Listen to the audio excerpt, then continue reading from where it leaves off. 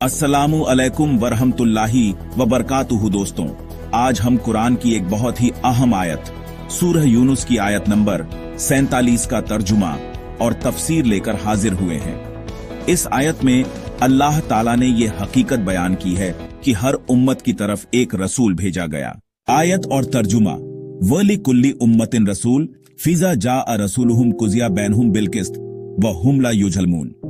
तर्जुमा, हर उम्मत के लिए एक रसूल होता है, फिर जब उनके पास उनका रसूल आ जाता है तो उनके दरमियान इंसाफ के साथ फैसला किया जाता है और उन पर जर्रा बराबर भी जुल्म नहीं होता।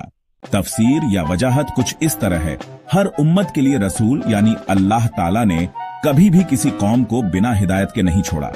हर दौर, हर जमाने, हर मुल्क में रसूल भेजे गए। जब रसूल आ जाता है और हक का पैगाम पहुंचा देता है तो लोगों पर हज्जत तमाम हो जाती है, यानी अब उनके पास बहाना नहीं रहता। फिर कयामत के दिन या कभी कभी दुनिया में भी उनके दरमियान इंसाफ से फैसला होता है। उन पर जुल्म नहीं होगा, यानी अल्लाह ताला किसी के साथ भी नाइंसाफी नहीं करता। जो जैसा अमल करेगा वैसा ही बदला पाएगा। तो हमें इस आयत से क्या सीख मिलती है? सबसे पहली बात यह कि अल्लाह हर दौर में इंसानों को राह दिखाने वाला भेजता रहा है। दूसरा, रसूलों का मकसद लोगों तक अल्लाह का हुक्म पहुंचाना था।